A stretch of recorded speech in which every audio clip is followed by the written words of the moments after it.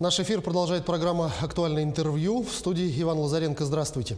На фоне открытия в столице региона дополнительных пунктов вакцинации от коронавируса сегодня наша программа и будет посвящена именно этому, а именно вакцинации. Сегодня наш гость Наталья Пшеничная, доктор медицинских наук, профессор, заместитель директора по клинико-аналитической работе Центрального научно-исследовательского института эпидемиологии Роспотребнадзора и эксперт Всемирной организации здравоохранения. Наталья Юрьевна, я вас приветствую. Здравствуйте. Добрый день. Давайте, наверное, начнем нашу беседу с массовой иммунизации населения, о которой говорят в последнее время все больше и больше. Какие она преследует цели? Она преследует очень благородные цели – достичь коллективного иммунитета. До этого нужно провакцинировать 65, а то и 70% населения. Но есть дело еще в быстроте этой иммунизации. Если мы будем долго заниматься этим процессом, то в итоге мы можем не достичь этого уровня, потому что со временем мы знаем, что иммунитет ослабевает, да, так же точно, как он ослабевает после перенесенного заболевания, так может, в общем-то, и ослабеть с течением времени после проведенной вакцинации. Как долго он держится, ученые еще пока установить конкретно не смогли. Считается, что, по крайней мере, например, после спутника, это может быть и год, и два даже года, около года после ПВАК короны. Но здесь самое главное – быстрое достижение коллективного иммунитета. Опять же, если мы будем вакцинировать наших граждан для того, чтобы достичь первичного вот этого уровня 70% на протяжении года или двух, то, скорее всего, мы его не достигнем. Здесь нужно действовать быстро. Поэтому сейчас я вижу и как в Республике Якутия, так и вообще на территории всей Российской Федерации очень активно началась разворачиваться именно вакцинационная кампания. Она длится уже, вы знаете, практически с января месяца. Но сейчас, когда уже доступны целых 3 вакцины, мы знаем, что сейчас уже практически зарегистрирована 4-я вакцина, да, «Спутник Лайт», то есть возможности для широкомасштабной вакцинации населения есть, возможности для выбора вакцины тоже есть, то есть уже можно определяться, кому какая лучше подходит. Поэтому сейчас я думаю, что у нас есть все перспективы для того, чтобы все-таки вакцинационная кампания прошла быстро, прошла активно на всей территории Российской Федерации, и к осени мы уже вышли на тот уровень, который и необходим для достижения коллективного иммунитета. То есть примерно полгода, чуть меньше в запасе у нас есть. Ну, если так говорить о запасе, то в итоге все это может, к сожалению, мероприятие растянуться очень долго. Поэтому практически у нас в запасе времени нет. Нужно действовать сейчас, нужно действовать быстро, активно, естественно. Здесь необходимо участие всех наших граждан, всего населения. То есть, если, конечно, навстречу идет администрация, активно включены в процесс сейчас Роспотребнадзор, Минздрав, но без активной жизненной позиции наших граждан мы все равно не достигнем желаемого результата. Здесь одновременно должны действовать и государство, и общество, если мы хотим дальше иметь спокойную жизнь, спокойную, без каких-либо ограничений. Очень желательно без масок, потому что уже, я понимаю, эта ситуация затянулась, и всем, в общем-то, наверное, не очень комфортно, но, тем не менее, эту ситуацию диктует нам наша сегодняшняя эпидемиологическая обстановка. Вы видите, что и в республике процесс достаточно напряженный, связанный с заболеваемостью коронавирусной инфекцией. Был очень такой серьезный, существенный рост, начиная с начала апреля, да, и уже середина мая. И сейчас наблюдается стабилизация, да, процесса, но на достаточно высоком для республики уровень. Куда он пойдет дальше, этот уровень заболеваемости, зависит не только от медицинских работников, а от сферы здравоохранения, администрации, но зависит еще, как я уже говорила, от жизненной активной позиции наших граждан. Потому что дальше вот эта вот фаза плата, как мы можем сейчас сказать, можно как-то и по-другому назвать, или фаза такой вот какой-то, можно, опять же, сделать вывод о том, что об относительной стабилизации, куда она дальше пойдет. Она может пойти вниз, если мы к этому приложим сейчас эти усилия, и заболеваемость все-таки будет снижаться, и это позволит людям жить более спокойно и не бояться каких-то новых ограничительных мероприятий. А может весь этот процесс пойти вверх. И окажется, что это не было такой вот фазой стабилизации, это уже ретроспективно можем оценить, а просто вот такой период, когда опять же произошло накопление заболеваемости популяции, может быть, да, на уровне, там, например, конца инкубационного периода, уж сразу же не выявишь. И дальше этот процесс опять пойдет очень активно вверх, и дальше ничего хорошего в преддверии отпусков тогда всем нам не грозит, это не светит. Поэтому сейчас нужно очень серьезно подходить именно к вакцинации, для того, чтобы все-таки в дальнейшем мы спокойно жили. Как быть той категории граждан, которые переболели коронавирусом из-за того, что не привились, по какой-то причине? Может быть, и вакцины на тот момент не было, или, может быть, не верили люди в вакцину, но, увидев ситуацию, все-таки решат они проявить активную гражданскую позицию и вакцинироваться. Можно ли им это делать? Если нет, то почему? Если можно, то когда? Через полгода, если есть документированно подтвержденный случай заболевания коронавирусной инфекцией, можно спокойно вакцинироваться. И даже не обязательно проверять уровень антител, потому что со временем все равно, как показывает практика, у людей, которые перенесли это заболевание, антитела снижаются, начинают они снижаться где-то через полгода. И нужно опять повторить процесс обновления, можно так сказать, это иммунологической памяти. Знаете, мы все, когда учили в школе, знали, повторение, мать учения. Да, вот мы учили когда-то стихотворение, да, хорошее стихотворение, даже получили за него там хорошую или отличную оценку. Прошло там 20, 30, у кого-то 40, у кого-то 50 лет. Вот где-то здесь помню, здесь не помню. А вот еще вот что-то было, вот не помню, как заканчивается это стихотворение. Вот то же самое происходит и с памятью. Она ослабевает, иммунологическая память. И надо тоже как бы обновить те параметры вируса, которые были уже зашифрованы в наших клетках памяти, клетках иммунной системы организма, для того, чтобы в дальнейшем очень быстро дать отпор, если вдруг опять вирус попадет. Поэтому мы же не возражаем против вакцинации, например, от гриппа, если речь идет о ежегодной вакцинации. Мы уже вакцинировались, мы болели гриппом, зачем нам опять вакцинироваться? Потому что иммунитет после прививки, например, от гриппа также через год уже практически утрачивает свою силу. И тем более мы знаем, что штаммы гриппа каждый год меняются. Поэтому никто не возражает против ежегодной вакцинации от гриппа. И, скорее всего, надо уже привыкнуть к той мысли, что такая же ежегодная вакцинация, скорее всего, именно ежегодная, нас ждет и в отношении COVID-19. Конечно, сроки ревакцинации еще четко не определены, потому что инфекция новая, но, скорее всего, это будет где-то диапазон год, может быть, 1,5 года. Мы ждем ответа ученых, я думаю, что в скором времени эта информация уже будет доступна. Скажите, пожалуйста, кому в первую очередь необходимо прививаться, кому вакцинация подходит, скажем так, может быть, лучше всего, может, такая категория граждан есть, кому категорически нельзя, или стоит пока повременить? Прежде всего вакцинироваться нужно абсолютно всем, начиная с 18 лет. О детях мы поговорим немножко позже.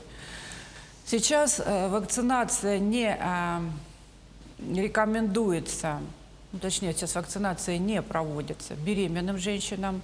Не потому, что она им, я не хотела говорить это слово, противопоказано, потому что еще нет данных о безопасности использования вакцины у беременных. Если такие данные появятся, естественно, вакцинация будет разрешена и этому прекрасному контингенту нашего населения. Но пока беременных мы не вакцинируем.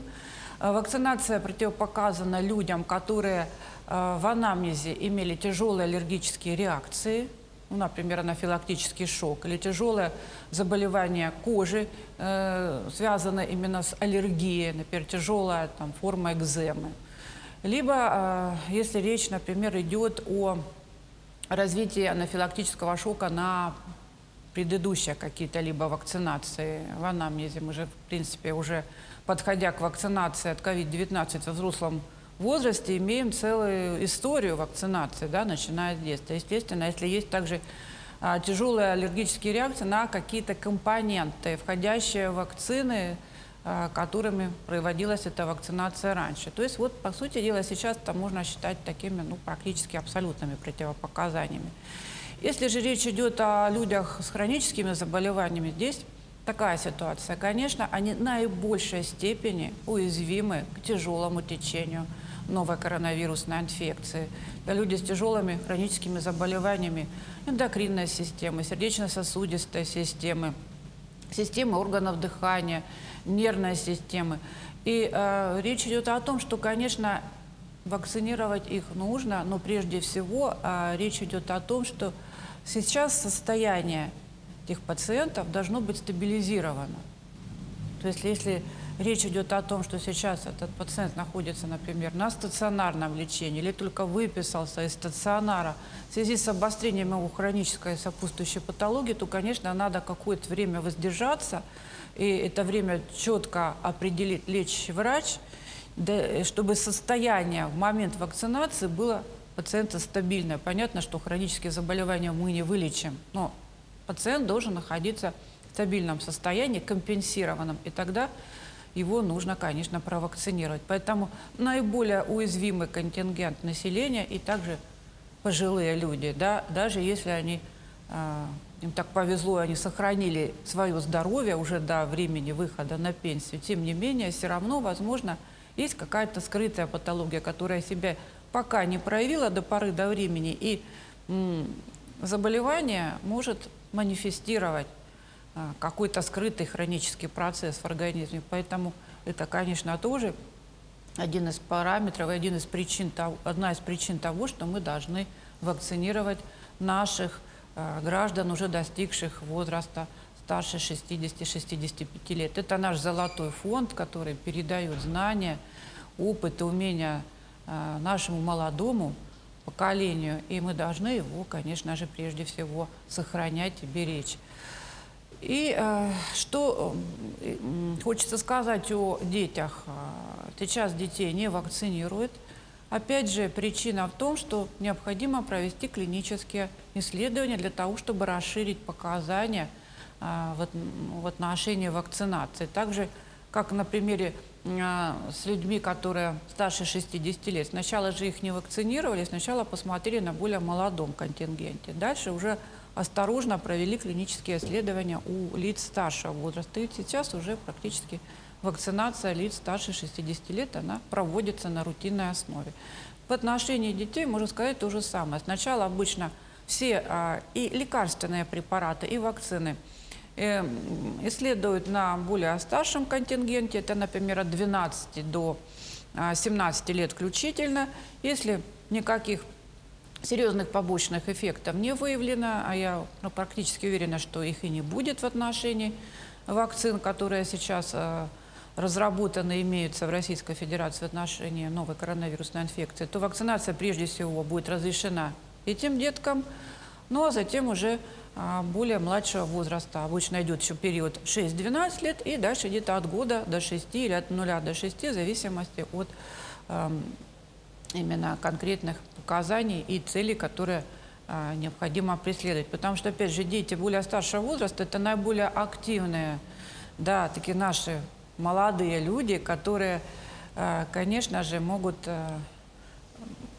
если не болеть тяжело, но, по крайней мере, быть источником инфекции для своих преподавателей, для своих родственников. Поэтому, скорее всего, вот именно вакцинация прежде всего будет ориентирована на подростков. Но это я говорю как бы те предположения, которые еще не реализованы, потому что, да, мы знаем, что дети болеют в бессимптомной форме или болеют в легкой форме, но тем не менее все также, особенно родители, прекрасно знают, что дети могут болеть и тяжело, хотя значительно реже, чем взрослые, и как раз-таки у них наблюдается мультисистемный воспалительный синдром, который затрагивает многие системы организма. И, конечно же, никто не хочет, чтобы ребенок перенес эту инфекцию в тяжелой форме, потому что в дальнейшем это может отразиться вообще и на физическом развитии ребенка. И поэтому, конечно же, думаю, что вакцинация будет ориентирована прежде всего на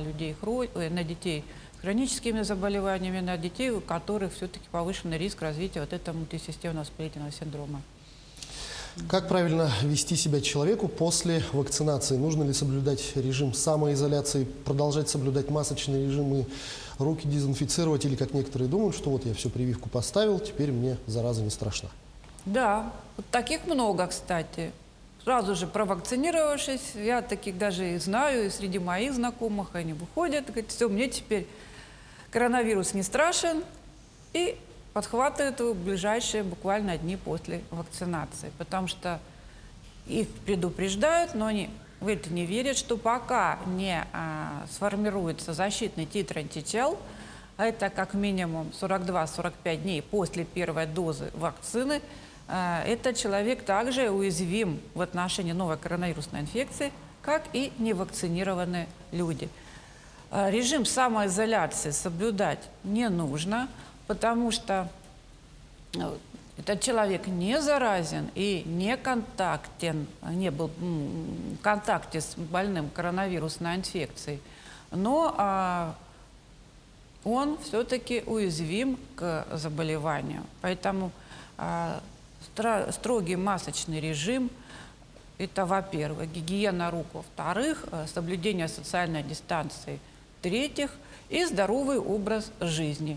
Не переохлаждаться, не переутомляться, вести как бы нормальный образ жизни в отношении питания для того, чтобы антитела сформировались в нужном количестве. Но даже если пройдет этот период времени, это не значит, что теперь все.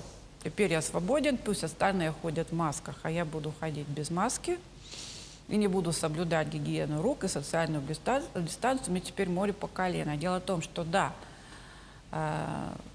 очень высокий процент вероятности того, что провакцинировавшись, этот человек не заболеет коронавирусной инфекцией, хотя мы знаем, да, в некоторых случаях бывают случаи заболевания и у вакцинированных, но это совсем другая история. Основной момент в том, что все-таки в верхние дыхательные пути такого провакцинировавшегося гражданина может попасть вирус. И этот вирус он может принести своим близким людям. То есть он может стать таким вот распространителем инфекции. Никаких клинических симптомов у него не будет.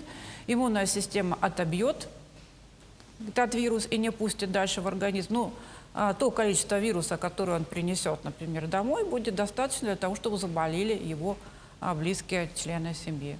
Поэтому в любом случае вакцинация отдельного индивидуума не говорит о том, что через 45 дней он может снять маску, но приближает нас всех вместе ко времени коллективного иммунитета, когда мы маски сможем снять все. Давайте поговорим о вакцинах. На данный момент их доступно 3. Это Гамковид-Вак, он же Спутник Ви, да. Эпивак Корона и Ковивак. В чем разница между их действием на вирус? Ну, самое главное, мы поговорим об их общих свойствах. Они все обладают способностью приводить к выработке в организме защитного титра антител против новой коронавирусной инфекции. Если говорить о Спутник Ви, то это векторная технология на носителе аденовекторе, причем 2 аденовектора, поэтому и вакцины, первая и вторая доза, они отличаются друг от друга.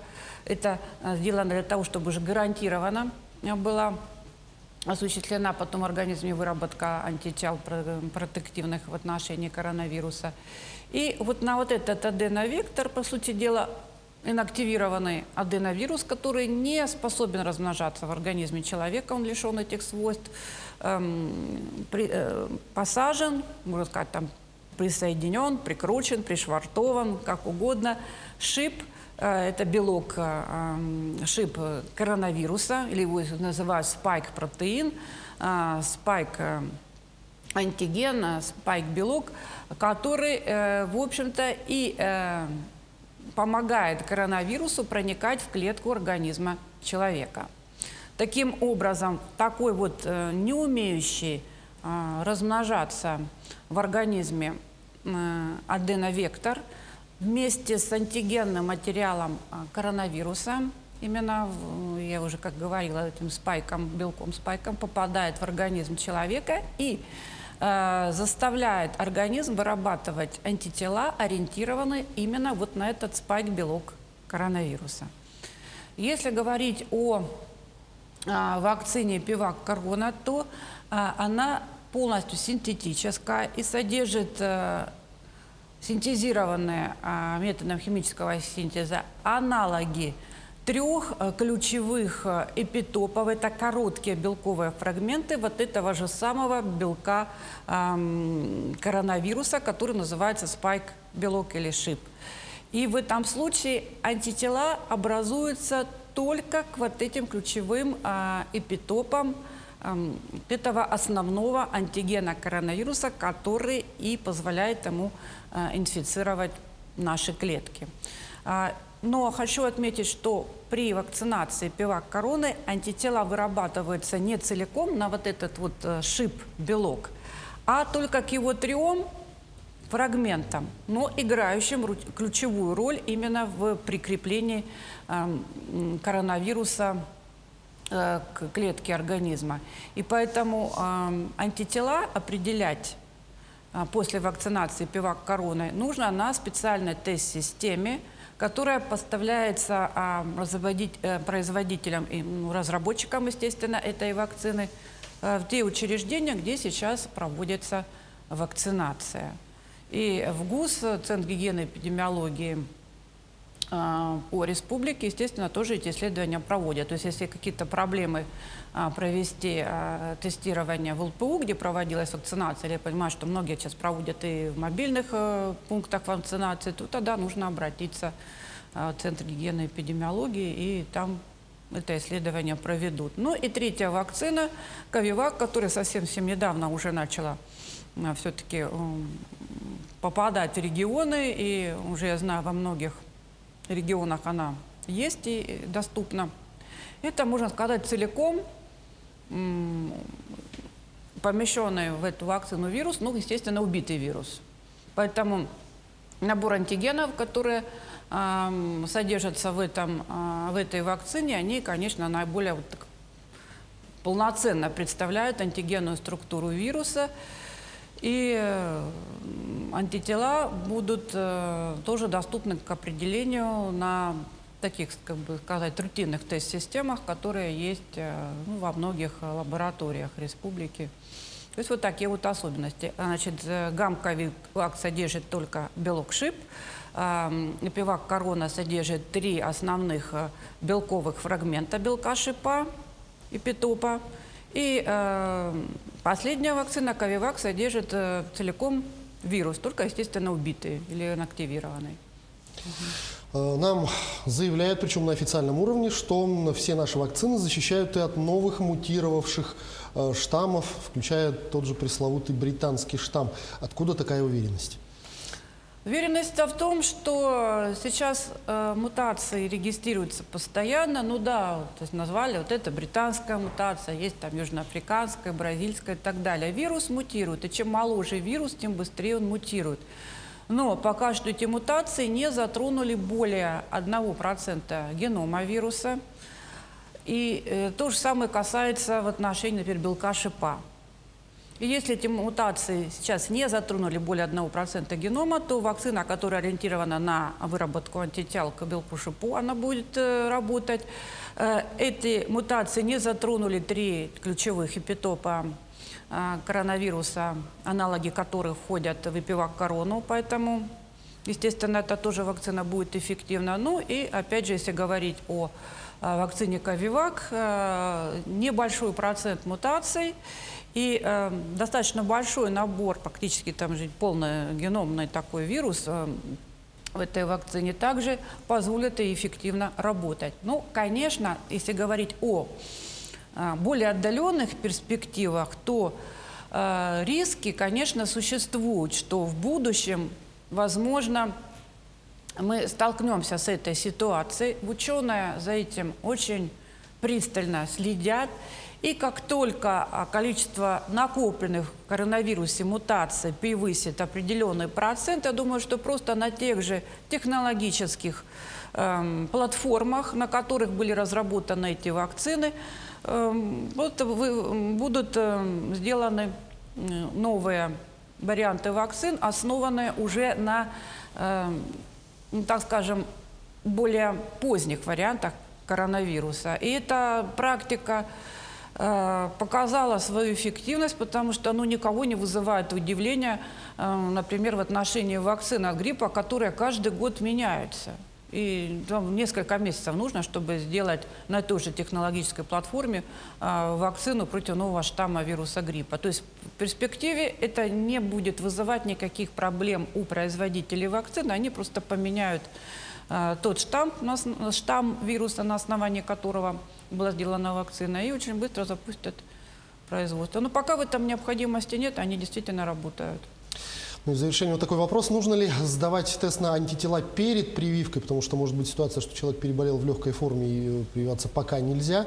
И после прививки, как узнать, достаточно ли антител для защиты организма от вируса?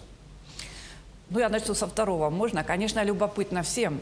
Конечно, любопытно всем. То есть давать, в принципе, целесообразно после вакцинации, но не раньше 45-го дня после первой дозы вакцины. И, как я уже говорила, для пивак короны нужна специальная тест-система. Но дело в том, что защитный уровень антител еще пока четко не установлен. Самое главное, чтобы они были. А насколько они будут выше того уровня, когда говорят, что антител у вас нет, это достаточно еще все дискутабельно. Но сейчас еще один момент. Все говорят о клеточном иммунитете. И сейчас ученые очень активно работают над такими рутинными тестами, которые были бы доступны большинству населения в отношении определения Т-клеточного иммунитета. Потому что, да, иногда антител недостаточно, но все равно человек не болеет. Бывает такое, что антител нет, например, и не заболел. А может быть, у него как раз-таки очень хорошо сейчас срабатывает Т-клеточный иммунитет. Сейчас уже Институт эпидемиологии имени Пастера в Санкт-Петербурге анонсировал такую вакцину, накожный тест анонсировал именно для определения активности специфического клеточного иммунитета в отношении коронавирусной инфекции. То есть, возможно, мы придем к тому, что после 45-го дня от первой дозы вакцины мы будем смотреть не только антитела, и не сколько антитела, а еще смотреть это клеточный иммунитет. Но пока что это недоступно, скажем, широкой массе нашего населения, потому что это только частные там сейчас лаборатории делают, и тесты эти дорогостоящие, поэтому мы об этом сейчас активно не говорим. А вот в отношении того, стоит ли проверять антитела коронавирусу перед вакцинацией, тоже вопрос очень такой риторический. Я вам так скажу, если нет документально подтвержденного случая перенесенной коронавирусной инфекции, а только определяются антитела, то это, во-первых, может быть тест не так ложноположительный. Бывает и такое. На одной тест-системе определили положительный этот тест, на другой отрицательный. То есть еще достаточно спорно. Во-вторых, это может быть тест, именно ИФА-анализ, который показывает анамнестические антитела к сезонным коронавирусам. То есть мы же знаем, что есть еще другие коронавирусы. Ну и тест-система немножко барахлит, не срабатывает. Ну и в-третьих, даже если это действительно антитела к коронавирусу, это случай заболевания у человека прошел незаметно для него, то это очень кратковременные антитела. Как показывает практика, если человек принес ее в легкой или бессимптомной форме, то есть случайно обнаружили, и даже неизвестно, была там ПЦР положительная или нет, но выскочили иммуноглобулины МГ, потом G, то они очень быстро проходят, потому что иммунная система не успела адекватно натренироваться. Скорее всего, там не будет клеточного иммунитета, и очень большая опасность того, что эти антитела быстро уйдут из организма, и человек опять станет уязвимым. Поэтому, если инфекция-то документально не была подтверждена, то нужно идти спокойно вакцинироваться, не проверяя уровень антител. Если же это был клинический такой яркий случай, пациент либо лечился амбулаторно, либо попал в стационар, да, надо полгода выждать, и дальше также можно практически смело идти вакцинироваться для того, чтобы обновить вот эту вот память иммунной системы в отношении коронавируса. Потому что, скажу, особенно те, кто болеет тяжело, там же используют препараты, которые могут угнетать иммунную систему. Но тогда речь идет о том, о спасении жизни человека. Мы уже не думаем, там будут какие-нибудь тела, в каком титре надо человека вылечить. Но, тем не менее, иммунный ответ может быть у такого человека недостаточно сильный. Поэтому в любом случае через полгода уже нужно подумать о вакцинации. Но сейчас какая тактика? Самое главное – достичь этого коллективного иммунитета. Самое главное – провакцинировать в первую очередь тех, кто вообще не соприкасался еще, можно сказать, тех счастливчиков или тех, которые очень скрупулезно соблюдают все меры предосторожности. Вот. А провакцинировать, конечно, тех, кто перенес это заболевание, тоже нужно, но, возможно, это будет не в первую очередь. А вообще, если человек хочет провакцинироваться после перенесенной инфекции, уже пошло больше полгода, я думаю, что милости просим. Если есть такая возможность сейчас, я понимаю, что в республике сейчас вакцина есть, и каждый желающий провакцинироваться может, почему бы нет?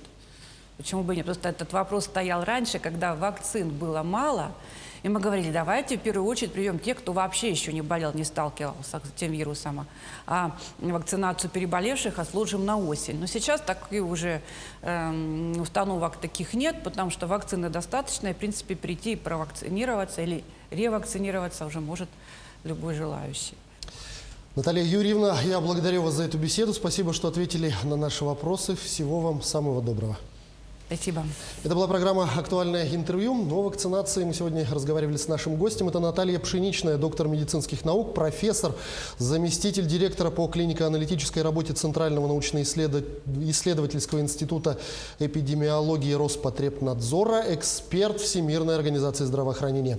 Берегите себя, и в любом случае, провакцинированные или нет, продолжайте носить маски и соблюдать дистанцию в общественных местах. До встречи в эфире.